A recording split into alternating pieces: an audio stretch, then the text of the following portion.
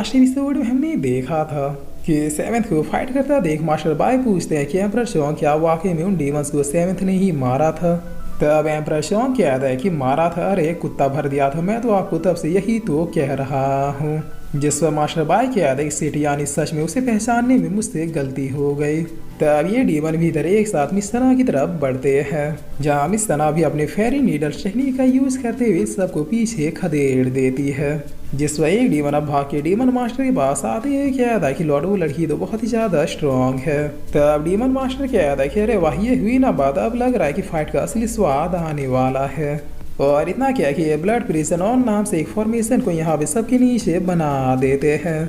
जिस पर emperor song बैठते हुए कहते हैं कि ये क्या फॉर्मेशन है। तब सेवेंथ कहता है कि गलती हो गई हमसे। जिस पर डीमन मास्टर अब एक अटैक करके मिस सना को इंसर्ट करते हुए कहता है कि पहले तुम मरो लड़की। तब सेवेंथ इसे संभालते हुए कहता है कि मैडम क्या आप ठीक है। जिस पर मिस सना कहती है कि हाँ, लेकिन ये डीमन मास्टर हमसे भी 2 कदम आगे की सोच रहा था। इन डीमन से फाइट करवाना तो सिर्फ इसका बहाना था ताकि हम बिजी रहे, असली प्लान तो इसका हमारे नीचे ये फॉर्मेशन बनाना था। तब डीमन मास्टर कहता है बिल्कुल सही समझी लड़की, सब तुम लोग मेरे लोगों से फाइट करने में बिजी थे, तब मैंने बगैर कुछ पता चले इस फॉर्मेशन को बिछाना शुरू कर दिया था। पिछली बार विंची अकेडमी वालों से हारने के बाद ही मुझे ये फॉर्मेशन बनाने का आइडिया आया था। ये फॉर्मेशन धीरे धीरे किसी के भी पावर से सप्रेस करता जाएगा, चाहे वो कितना ही ज्यादा पावरफुल क्यों ना हो। मुझे लगा हमेशा की तरह इस बार विंची अकेडमी के कई मास्टर्स आएंगे, मगर आए सिर्फ तुम दोनों ही। जिससे एम्परर शॉन्ग कहता है कि मास्टर बाय अब हम लोग क्या करें, हम तो उसके जाल में फंस चुके हैं। तब मास्टर बाय कहता है कि ब्लड प्रिजन फॉर्मेशन इतनी जल्दी नहीं बन सकता, जरूर इसे कंप्लीट होने में अभी कुछ समय बाकी है। जिससे एम्परर शॉन्ग कहता है कि हाँ, तो उन कुछ समय में हम क्या करें। तब मास्टर बाय कहता है क्या करे, इससे तुम्हारा क्या मतलब, ऑफ कोर्स हम लोग भागेंगे। जिससे एम्परर शॉन्ग कहता है कि हाँ चलिए फिर भागते हैं, इन सब के साथ रहे तो फिर हम लोग भी यहीं पर मरेंगे। तब डीमन मास्टर अब चिल्लाते हैं कहता है ब्लड प्रिजन फॉर्मेशन कंप्लीट हो। जिस पर इसकी इतना कहता है इस फॉर्मेशन में से अब कुछ टेंटिकल्स निकलते हुए इसके पावर्स को और भी फास्टली ड्रेन करने लगते हैं। तब डीमन मास्टर पूछता है कि अब बताओ लड़की कैसा लग रहा है, चलो देखते हैं तुम और कितनी देर तक अपना हाथ पांव चला पाती हो। तब सारे डीमन सब दोबारा से इन सबके ऊपर अटैक करने के लिए बढ़ जाते हैं। जिस पर मास्टर बाय अब एम्परर शॉन्ग को लेकर भागते हुए कहता है धोती उठा के भागे एम्परर अगर बचना है तो। तब इस सना खुद से कहते हैं इस फॉर्मेशन की वजह से मेरी शक्तियां लगभग आधी हो चुकी है और कंटिन्यूसली सप्रेस भी होती जा रही है। मास्टर बाय आप पीछे क्या कर रहा है, ये मेरे साथ लड़िए। और फिर मिस सना कहते क्या टीचर बाय भाग रहे हैं। तब मास्टर बाय भागते हैं क्या नहीं, सॉरी मैडम सना, बट मैं अभी मजबूर हूँ, मैं विंची अकेडमी पहुँचते हेल्प करने के लिए किसी बड़े एल्डर को भेज दूंगा, बिल्कुल भी टेंशन मत लीजिए। जिस पर एम्परर शॉन्ग कहते हैं मास्टर बाय क्या ये सही है। तब मास्टर बाय कहते हैं कि बकवास बंद करो वरना तुम्हें भी वहीं पर फेंक दूंगा। देख नहीं रहा डीमन मास्टर बाय लोग कितना ज्यादा पावरफुल हो चुका है, हम लोग वहाँ होते तो फिर उन्हीं के साथ मारे जाते और मैं अभी मरना बिल्कुल भी नहीं चाहता। तब इधर मिस सना कहते हैं सोल्ड वेस्ट के ऊपर तो मुझे पहले से ही शक था, लगता है मुझे अभी सब कुछ संभालना होगा। और इतना क्या कि यार डीमन सुसाइड कर देती है। जिस पर डीमन मास्टर कहता है कि मान गया लड़की, तुम वाकई में जीनियस के टाइटल को डिजर्व करती हो।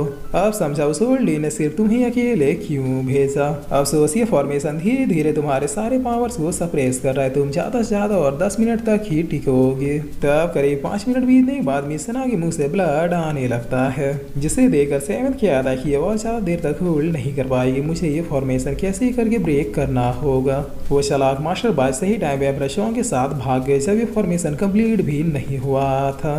तभी एक डीमन अब सेवेंथ के पास आते हुए क्या था कि लड़के क्या अब तुम्हारी घंटी बजी नहीं बजी तो रुको मैं बचाता हूँ। जिस पर मिस सना अपने ओबी को भेजते हुए इसे भी खत्म कर देती है। और फिर यह सेवेंथ से क्या कि मेरे पास अब मेरी पावर का 1/4 हिस्सा ही बचा है। इस फॉर्मेशन की वजह से अब मैं मरने के कगार पे हूँ, वरना इन डीमंस को कब का मार चुकी होती। खैर मैं तुम्हें किसी तरह से बाहर भेजती हूँ, वरना हम दोनों में से कोई भी नहीं बचेगा।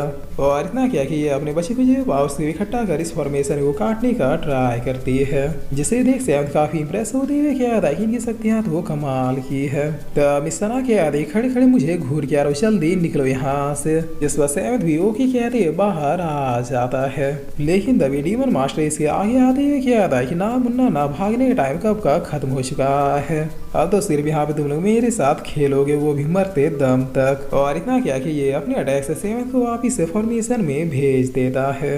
मगर अब ये सेवेंथ की कंडीशन को देख थोड़ा शौक होते हुए कहता है कि मैंने इसे पूरे दम से मारा, फिर भी ये मेरे उतने पावरफुल पंचे खाने के बावजूद भी बिल्कुल खड़ा कैसे है?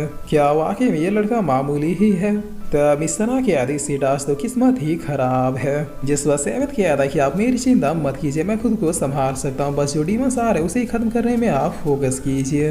तब इस तरह कह दी ठीक है, बस तुम भी मरना मत। और फिर ये सेवेंथ की बहादुरी से काफी इम्प्रेस होते हुए अपने मन में कह दे कि अब मैं कन्फर्म इस लड़के में से कुछ ना कुछ खास बात जरूर है। जिस पर इतना क्या कि ये फाइट करने के लिए बढ़ जाती है। तब सेवेंथ इधर मास्टर पीक से कॉन्टेक्ट करते हुए कह रहा है कि मास्टर क्या आप मुझे सुन रहे हैं? जिस पर मास्टर पीक कह रहा है कि क्या हो गया, अच्छे से सोने भी नहीं देते। तब सेवेंथ कह रहा है कि इधर में जिंदगी और मौत के बीच झूल रहा और आपको बस सोने की पड़ी है। जिस पर मास्टर पीक कह रहा है कि बच्चे तुम क्या जानो सोने की कीमत, में तो इसके लिए ब्रह्मांड को भी तबाह कर सकता हूँ। तब सेवेंथ कह रहा है कि मास्टर प्लीज इस फॉर्मेशन को ब्रेक करने में मेरी हेल्प कीजिए। जिस पर मास्टर पीक कहते हैं कि नहीं कर सकता। तब सेवेंथ कह रहा है कि क्यों? जिस पर मास्टर पीक कह रहा है कि बच्चे अगर मैंने हथियार चलाया तो फिर ये जमीन फट जाएगी। तब सेवेंथ इसे बीच में ही रोकते हुए कह रहा है कि बस मैं ये पहले भी सुन चुका हूँ, मुझे तो लग रहा है बस सोने के लिए झूठ बोल रहे हैं। जिस पर ये फॉर्मेशन अब और भी ज्यादा स्ट्रॉन्गली एक्टिव होने लगता है। तब सेवेंथ कह रहा है कि बताइए फिर अब मैं क्या करूँ? जिस पर मास्टर पीक कह रहा है क्योंकि मैं एक्शन नहीं ले सकता, इसलिए अब इस फॉर्मेशन को ब्रेक करना मैं तुम्हें ही सिखाता हूँ। और इतना क्या कि मास्टर पीक अब थोड़ी देर बाद सेवेंथ से पूछते हैं कि क्या तुम समझ गए? तब सेवेंथ कह रहा है कि समझ गया। जिस पर सेवेंथ अब शॉर्ट ब्रेकर के नाम से इस टेक्निक को रेडी करते हुए कह रहा है कि मास्टर मैं तैयार हूँ, थैंक यू सो मच मुझे एक नई टेक्निक सिखाने के लिए। तब मास्टर पीक कह रहा है तुम्हारे फादर के बारे में एक और सीक्रेट बताता, उन्हें सीलिंग और फॉर्मेशन टेक्निक बहुत ही अच्छे से आती थे, यकीनन तुम्हारे अंदर भी उन्हीं का ब्लड है, इसलिए तुम भी टेक्निक से बहुत ही तेजी से सीखते और समझते हो। जिस पर ये डीमंस मिस तनाव काफी ज्यादा इंसर्ट करके पीछे कर देते हैं और फिर खत्म करने के लिए डायरेक्टली इनके पास आने लगते हैं। तब मिस तना कह रही कि नहीं रोक सकती, ये बहुत ही ज्यादा फास्ट है। तभी पीछे सेवेंथ का अटैक आके इसका काम तमाम कर देता है। जिस पर ये डीमंस कह रहा है किसने मारा हमारे लंगोटिया यार को? तब सेवेंथ कह रहा है तुम्हारे बाप ने सालो। जिस पर मिस तना कह रही सेवेंथ क्या तुम अब भी फाइट कर पा रहे हो? तब ये डीमंस कह रहा है कि क्या आदमी है यार, इसके चेहरे पर तो घबराहट का नामो निशान भी नहीं है। जिस पर एक डीमन बढ़ते हुए कह रहा है डोंट वरी मैं मारता हूँ इस कमीने को। तब सेवेंथ से मार के साइड करते हुए कह रहा है कि औकात में रहो कीड़ो।